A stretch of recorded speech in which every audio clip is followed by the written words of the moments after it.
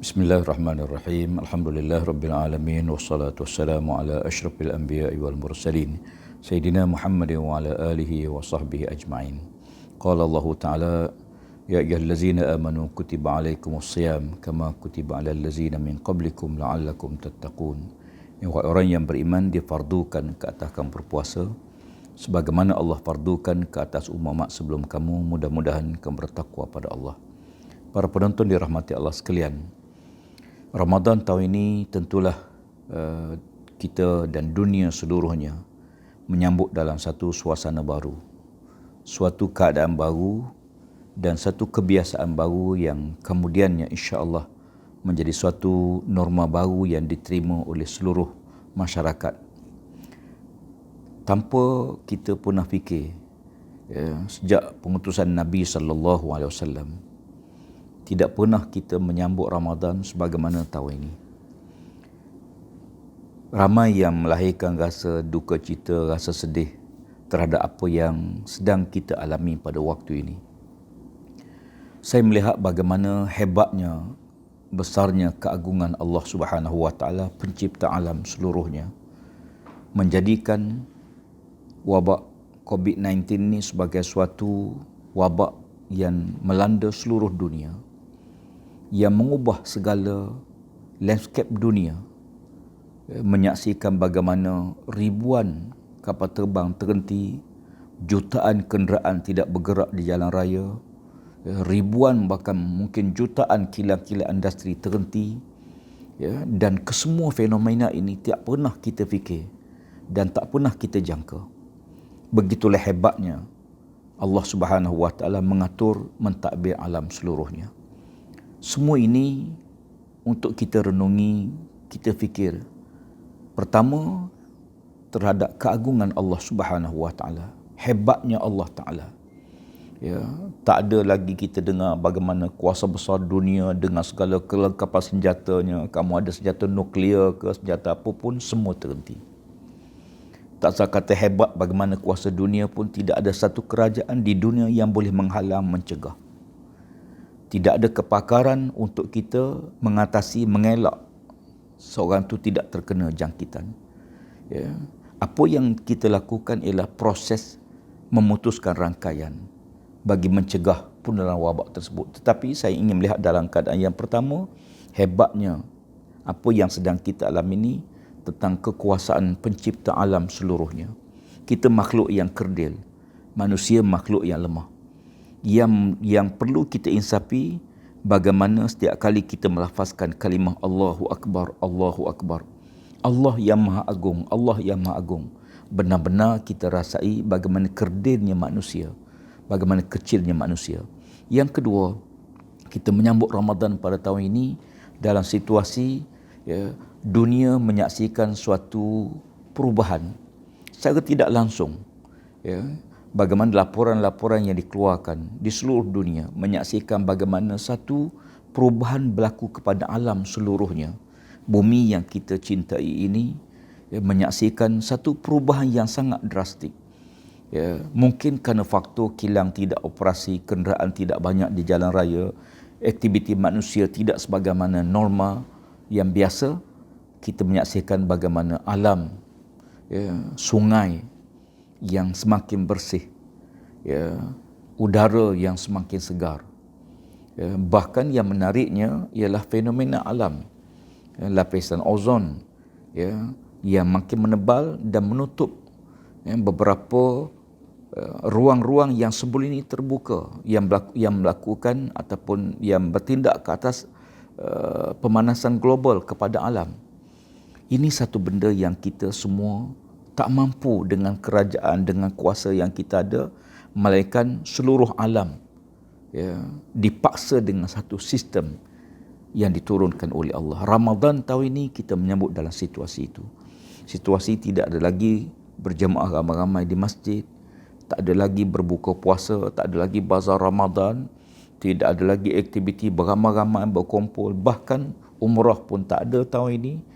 Masjid Haram yang berjuta manusia setiap tahun ini kosong, kecuali beberapa petugas saja. Demikian juga Masjid Nabi Madinah. Semua fenomena ini menuntut kita untuk kita muhasabah, mengambil jalan bagaimana Ramadan bagi kita mendekatkan dan melestarikan alam yang kita ada ini. Tuan-tuan sekalian, para penonton dirahmati Allah sekalian, perkara besar yang seringkali berlaku dalam situasi menyambut Ramadan ini ialah 3 perkara. Yang pertama ialah taqarrub atau kaedah mendekatkan dengan Allah Subhanahu Wa Taala supaya mencapai matlamat taqwa. Kerana tujuan Ramadan, tujuan puasa ialah untuk melahirkan hamba Allah yang bertakwa. Ini yang pertama. Untuk yang pertama ini, kita masih boleh melakukan amal sebagaimana biasa. Kita boleh bertarawih dengan keluarga, kita boleh baca Quran, tadarruh dengan keluarga, kita boleh hidupkan suasana yang biasa kita buat di masjid, sekarang berpindah ke rumah masing-masing. Hidupkan sembahyang berjamaah. Jangan sembahyang seorang diri. Kalau biasa kita sembahyang di masjid, hari ini kita boleh berjemaah dengan isteri kita, berjemaah dengan anak kita. Kita tarawih bersama anak kita. Kita biasa tadarruh dengan kawan-kawan, tahun ni kita tadarruh dengan keluarga kita.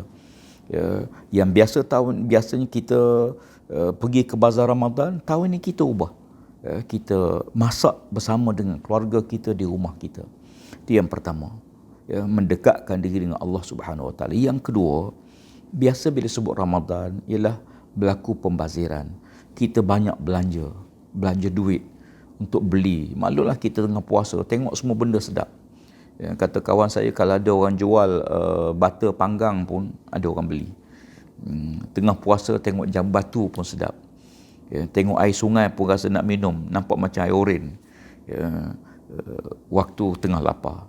Biasanya kita banyak berbelanja untuk makanan, sehingga berlakunya pembaziran. Kali ini perubahan yang perlu kita buat ialah kita tidak lagi ada bazar Ramadan. Tak ada lagi pesta-pesta membeli belah sebagaimana biasa. Tetapi dia melahirkan tindakan supaya kita mengawal pembaziran. Kita kontrol pembelanjaan kita. Kita masak apa yang kita nak makan. Dulu biasa kita beli apa yang kita rasa teringin. Tapi kali ni kita akan masak apa yang kita nak makan dengan jumlah apa yang sesuai dengan keluarga kita. Maka di sinilah kita mengelak pembaziran. Kita sebut membazir amalan syaitan. Ramadan syaitan ditambat. Tapi walaupun syaitan telah dibelenggu, sebagaimana disebut dalam hadis Nabi SAW, tapi pembaziran tetap berlaku. Jadi kita nak elak supaya alam yang kita nak guna, nak kena jaga. Pembaziran itu bukan hanya pada makan minum, termasuk pembaziran pada penggunaan air, penggunaan elektrik di rumah kita, pembaziran waktu kita, pembaziran benda yang tidak bermanfaat. Sebagaimana sabda Nabi SAW, min husnil islamil mar'i tarkuhu ma la ya'ni. Setengah daripada keindahan Islam itu ialah dia tinggal benda yang tidak ada manfaat bagi dia, benda yang tak ada faedah. Kadang-kadang kita Ramadan ni tak tahu nak buat apa kerana kita masing-masing PKP di rumah masing-masing. Akhirnya kita habis masa dengan tidur, habis masa dengan gadget kita. Terkadang kita pada benda yang tidak bermanfaat. Tetapi kalau kita boleh guna kepada benda berfaedah, umpama tidur awal untuk kita bangun tahajud tengah malam, kita tidur awal untuk kita bangun bertadarus Quran, umpamanya, maka itu sebaiknya. Tetapi kita harus jaga, mengelak pembaziran. Yang saya nak ingatkan sama, terkadang setiap tahun kita makanan yang kita buang ke tong sampah ni kadang-kadang sangat banyak. Dan kita mesti ingat bahawa Ramadan bukan pesta makan. Walaupun kita lapar, kali ini kita masak di rumah masing-masing apa yang kita nak makan, jumlah yang kita sesuai dengan keluarga kita. Dan saya sebut dalam satu program, waktu berbuka ni waktu berkat. Ajak anak-anak sama makan, walaupun dia tidak puasa. Ajak sama-sama anak, kejutkan waktu sahur, walaupun anak tu tak puasa mungkin. Tapi makan waktu sahur, makan waktu berbuka puasa ni waktu saat yang diberkati oleh Allah. Siapa yang menentukan waktu sahur? Allah. Siapa yang menetapkan saat berbuka puasa, minit berbuka puasa? Ialah Allah. Allah yang menentukan waktu itu. Jadi waktu itu waktu yang sangat diberkati oleh Allah. Maka kita waktu berbuka kita ajak sama.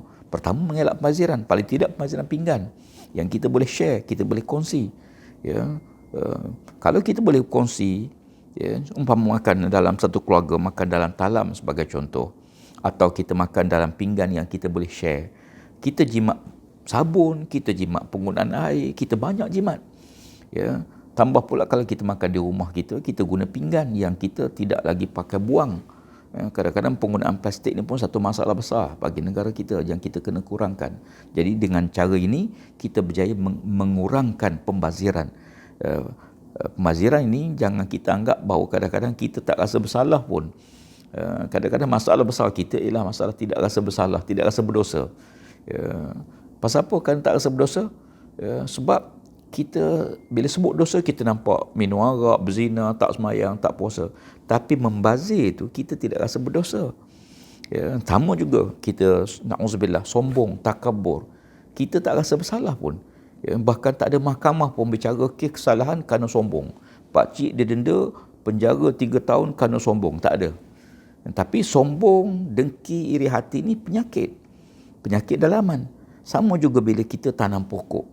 Kadang-kadang kita nampak pahala bila kita semayang, bila kita sedekah. Tapi kita tak rasa dapat pahala bila kita tanam pokok. Sedangkan ada hadis Nabi SAW, "Ma min muslim yaghrisu gharsan aw yazra'u zar'an fayakulu minhu tayran aw bahimatan aw insanan illa kana lahu bi sadaqah." Mana-mana orang mukmin, mana-mana orang Islam yang tanam pokok, sama ada pokok itu menjala kata Nabi atau pokok yang ada berbatang, lalu fayakulu minhu tayran, ada burung datang makan.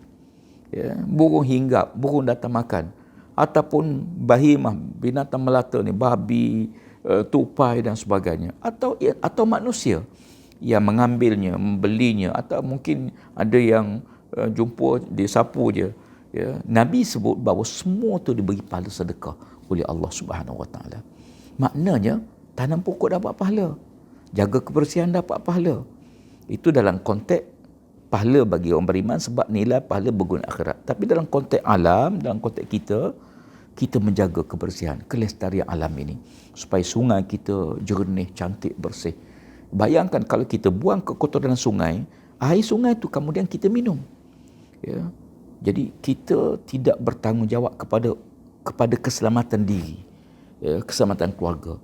Walaupun kita tak rasa itu direct, tapi kita kena fikir bahawa pencemaran ini juga sebenarnya sumbangan besar kepada perkara yang kita mendapat dosa tanpa kita sedar. Jaga kebersihan. Sebab tu kebersihan dikaitkan dengan iman. An-nazafatu minal iman. Kebersihan itu sebahagian daripada iman. Kenapa kebersihan dikaitkan dengan iman? Maknanya dikaitkan dengan nilai pahala dan dosa.